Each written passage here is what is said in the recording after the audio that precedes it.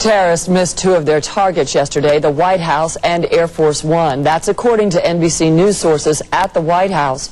Because of that, officials tried to keep President Bush's location a secret. In a statement today, the president said these terrorists may try to run for cover, but they will not be able to run forever.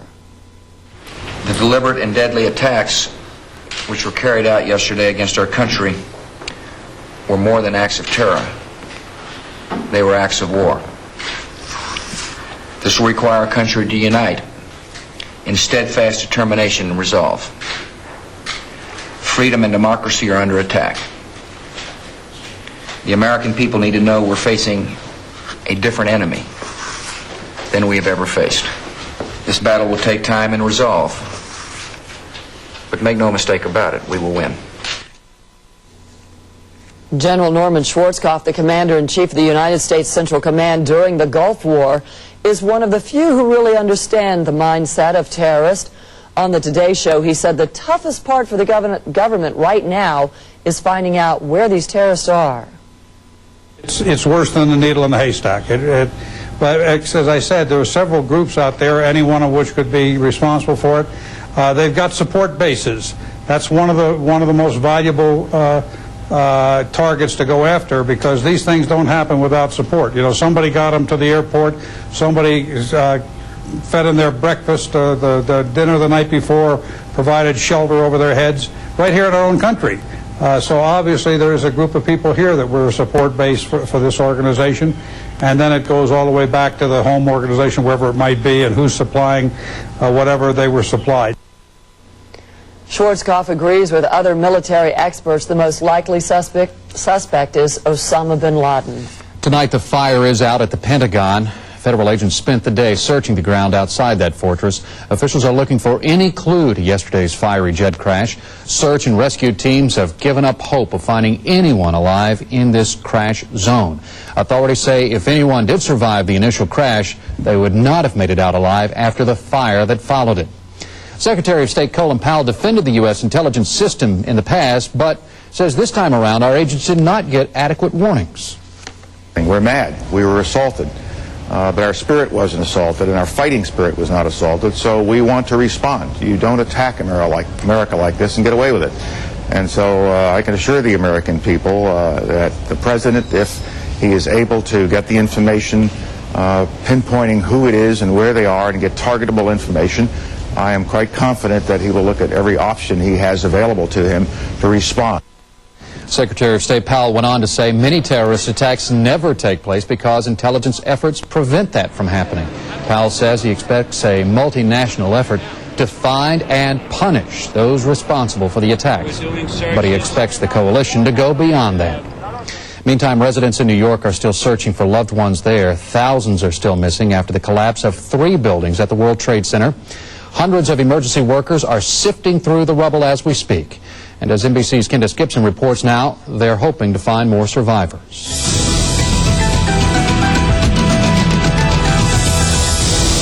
Person is alive. Some hopeful moments amidst the rubble. At least 8 people are found alive, according to the mayor who toured the devastated site. We're doing searches. We have made some recovery of victims, recovery of remains. There are several thousand others who remain missing.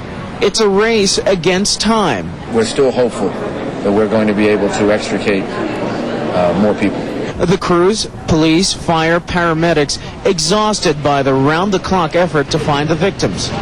You don't feel tired. I feel numb right now. It's such a surreal scene. The pain especially hard for New York firemen who lost nearly 300 of their own.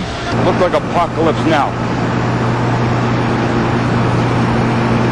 I mean, I was in Vietnam as a Marine, and I have never in my life seen anything even remotely close to what I saw there. Still under a state of emergency, the police and military moved in to lock down the city. Candace Gibson, NBC News, New York.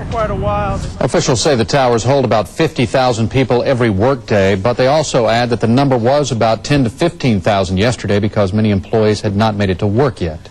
Heightened security at MacDill Air Force Base in Tampa backed up traffic for miles and stranded drivers for hours. This, even though security officers are no longer searching every car cleared to enter the base. MacDill is home to Central Command, responsible for U.S. activities in the Persian Gulf, and is headquarters for Special Operations, which coordinates all special forces. The base remains on Delta threat condition. That means it is closed to anyone except essential personnel. Still, careful ID checks at the gate snarled morning rush hour. 3.5 hours in line, sir. And you're supposed to be on duty at? 7:30. But no penalization? No, sir, because the whole base is in line with us. Okay. Yeah. What do you do? I'm a nurse at the hospital. Okay. So we're considered essential personnel for this response. Air traffic at MacDill remains minimal today. Public affairs officers at CENTCOM and Special Operations say they are monitoring developments and are prepared to respond if authorized. Tampa International Airport is still at a standstill. The Hillsborough Aviation Authority is trying to put together new security procedures to comply with emergency orders from the FAA. Earlier today, passengers arrived at TIA hopeful that they would be able to board scheduled flights, but people just lined up at the ticket counters only to be turned away. Many airlines stayed in a holding pattern until word from the FAA came, continuing the ban indefinitely at noontime today. One thing is certain, when flights do resume, passengers can expect no curbside check-in. Car inspections will be made for short-term parking, and only ticketed passengers will be allowed to the air side of that airport. So it's going to be very important that passengers, once we get up and running, give themselves more time when they come to the terminal to check in and to process through the facility. The airport and all airlines must implement the new security guidelines. There is no word on when flights will resume. With metal detectors, X-ray machines, security personnel all scanning passengers, the question remains, how did hijackers commandeer 4 airliners and turn them into deadly missiles? Was it a monumental lapse or a terrifying statement about security at U.S. airports? We asked 8 on Your Side senior investigator Steve Andrews to take a closer look. Gail, this is a knife with a 3-inch blade. Now, do you think I could do some damage with this, especially, let's say, if I held it to your throat? Absolutely. Well, you know, it might be a surprise for you to learn, and for you to learn, that the FAA allows passengers to carry weapons with up to a 4-inch blade onto aircraft.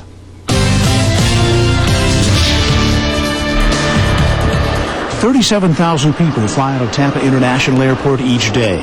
When Brandon martial arts instructor Frank Anley travels to training and competition, he says he always carries a knife, sometimes a 3-inch blade.